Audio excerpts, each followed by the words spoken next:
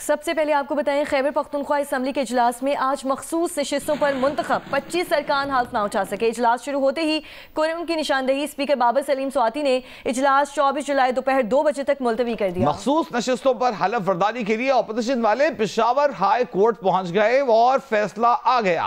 Chief justice Peshawar high court ने मखसूस नशिस्तों पर हलफ बर्दारी के लिए गवर्नर केपी को नामजद कर दिया है और गवर्नर केपी ने इस हवाले से अहम इजलास भी बुला लिया है। दानियाल अजीज हमारे साथ मौजूद हैं। दानियाल, बताइए इस हवाले से डिटेल्स।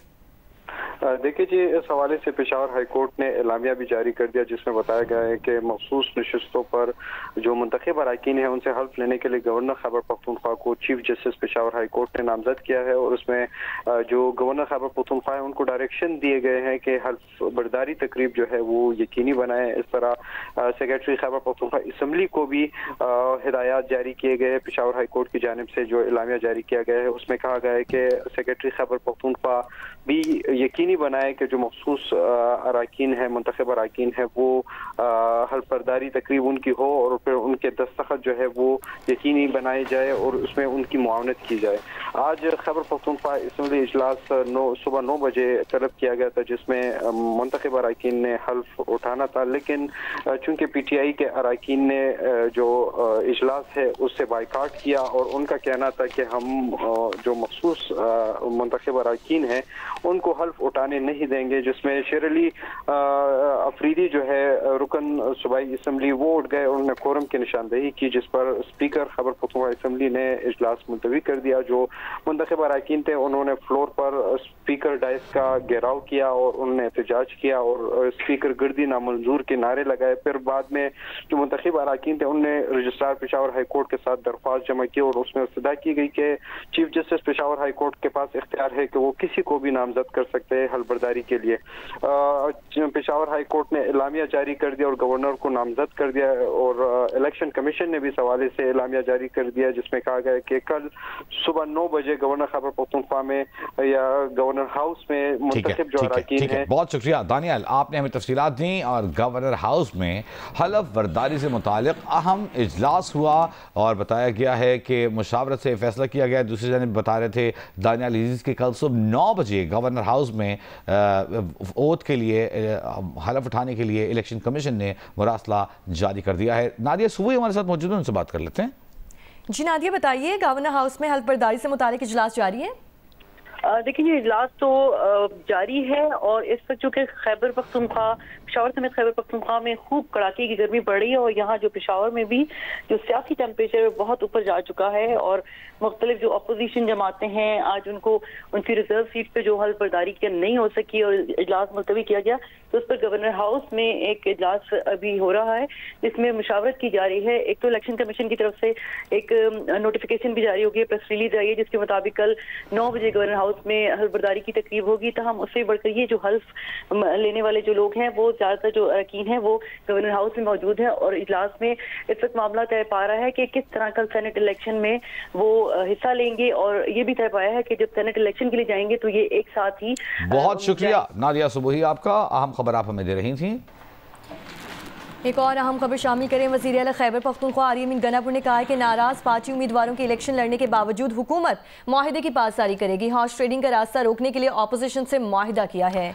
इस पर तफसील जानेंगे। ब्यूरो चीफ जियो न्यूज़ पेशावर हमारे साथ मौजूद हैं शकील फरमान अली। शकील, ये बताइएगा कि कवरिंग कैंडिडेट्स थे जिनके कागजात नामजदगी खुद PTI ने जमा कराए थे, बाद में जब अपोजिशन से मामला तय पा गए तो इनसे कहा गया कि आप अपने कागजात नामजदगी वापस ले लें, जिस पर इन अरकान ने अपने कागजात वापस लेने से इनकार कर दिया। अब क्या सूरत हाल है?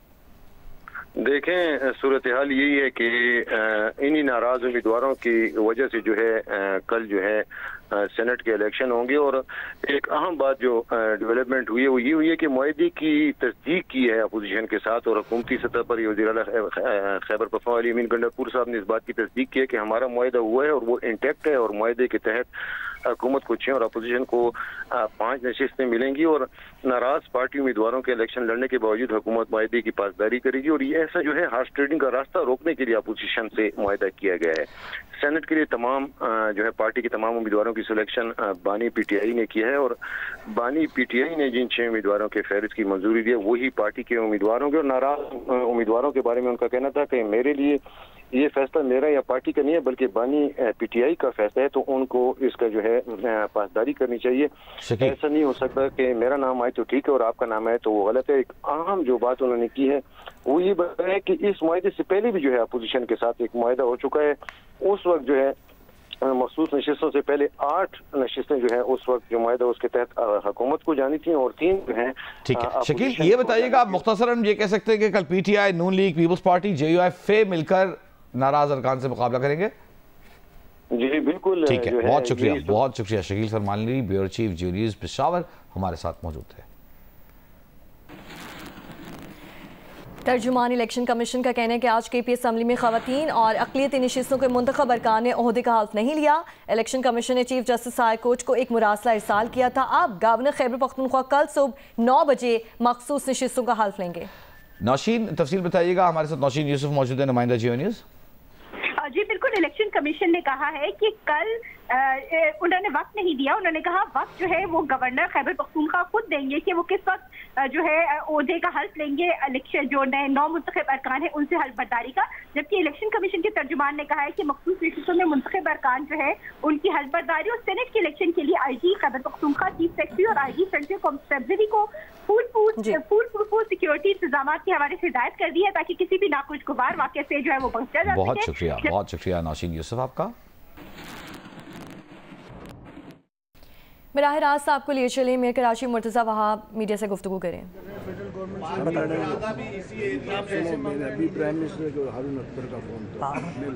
करें, मैं आपके साथ हूँ, मैं पूरा एहतजाज करूँ। अभी मुझे कराची चैम्बर के सदर ने बताया है कि K4 के लिए जिस तरह हम जंग लड़ रहे हैं उस तरह ये भी जंग लड़ रहे हैं और मैं इनके साथ हूँ।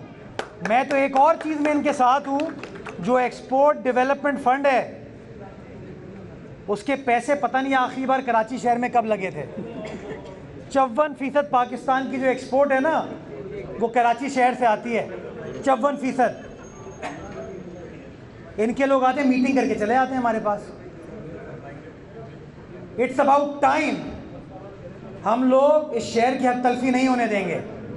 जो शहर का राइट है, इस शहर की आवाम का हक है, वो लेंगे इंशाअल्लाह और आपको कायल करेंगे फेडरल गवर्नमेंट को कि जो आप कमिट करते हो इस शहर को वो पूरा करो। और अगर एक्सपोर्ट डेवलपमेंट फंड से, जावेद भाई ji Sialkot airport export development fund से बना है ना, बहुत चीज़ें बनी है। तो मेरे कराची ने क्या कसूर किया है? इस कराची शहर के अंदर कोई एक काम वफाकी हुकूमत करके दे, कोई एक काम करके दे, मीटिंग्स करने के अलावा। एक प्राइम मिनिस्टर थे जो जब रमज़ान में चंदा लेना होता था तो इनके पास आते थे। एक और वज़ीर आज़म साहब आते हैं कभी थरकोल हमारे प्रोजेक्ट पे इफ्तिताह करने के लिए, कभी पोर्ट पे आते हैं इफ्तिताह करने के लिए कोई चीज़। लेकिन बाबा रोकड़ा इन्वेस्टमेंट इस शहर के अंदर 100 अरब रुपए आपके गवर्नर ने वादा किया था, हम लेटर दे चुके हैं। प्राइम मिनिस्टर साहब बुलाएं मेयर को, डिप्टी मेयर को बुलाएं, वो 100 अरब रुपए दें आप, इस शहर का राइट है, और फिर मिल के लोगों की खिदमत करेंगे। लेकिन ये नहीं हो सकता कि हम काम करें। अभी मैं जो बातें कर उसकी इंक्वायरी स्टार्ट होगी मेरे खिलाफ, होगी, लेकिन आप लोग याद रखना कि किस जुर्म की सज़ा शायद मिलेगी। लेकिन मैं पीछे नहीं हटने वाला, मैं वो उन लोगों की तरह नहीं हूँ जो 1979 से लेके 2023 तक इस शहर के ऊपर बराजमान रहे हैं। मैं नौजवान नुमाइंदा हूँ, इस शहर के नौजवानों से, बुज़ुर्गों से प्यार है, इस शहर की मट्टी से प्यार है, वफ़ा है इंशाल्लाह। मैं सलमान पीछे नहीं हटेंगे, पीपल्स पार्टी हमारे साथ खड़ी है, हमारा नौजवान चेयरमैन हमारे साथ खड़ा है। ये शायद भाई कर लें, फिर आप क्या करूँ। मुल्क के मुख्तलिफ हिस्सों में सैलाबी बारिशों के बाद की सूरत हाल का अगर जायज़ा लें, हाफिज़ाबाद और उसके मज़ाफ़ाती इलाक़ों में गुज़िश्ता 4 रोज़ से वक्फे से होने वाली तूफ़ानी बारिशों का सिलसिला थम गया है। बारिश से होने वाले नुकसानात के बारे में बताएंगे जियो न्यूज़ के नुमाइंदे मोहम्मद ज़मीर।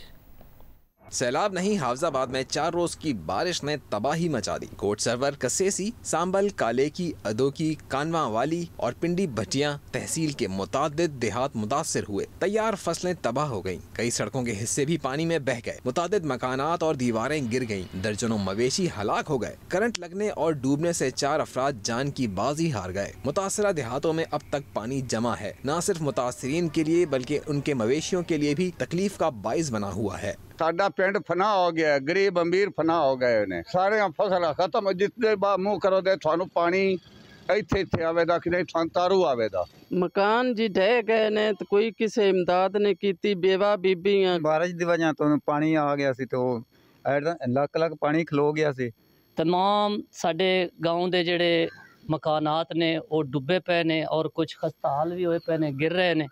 असी हुकूमत अगे पुरजोर अपील करने कि मेहरबानी करके कुछ साड़ी तरफ तवज्जो दो। हमारा पूरा गांव जो है वो पानी की लपेट में आ गया है और पानी जो है वो एक दरिया की शक्ल इख्तियार कर गया है। अभी तक ज़िली इंतज़ामिया या हुकूमती कार्रवाई किसी किस्म का कोई भी सिस्टम यहाँ पर कायम नहीं हुआ है। डिप्टी कमिश्नर हाफजाबाद अब्दुल रज़ाक का कहना है कि मुतासरीन को रिलीफ देने के लिए दिन रात सरगर्म अमल हैं। मुतासरीन को रेस्क्यू भी किया जा रहा है, जबकि मुतासरा देहात में मकानात और फसलों को होने वाले नुकसानात का तखमीना भी लगाया जा रहा है, जिसका जल्द अजाला किया जाएगा।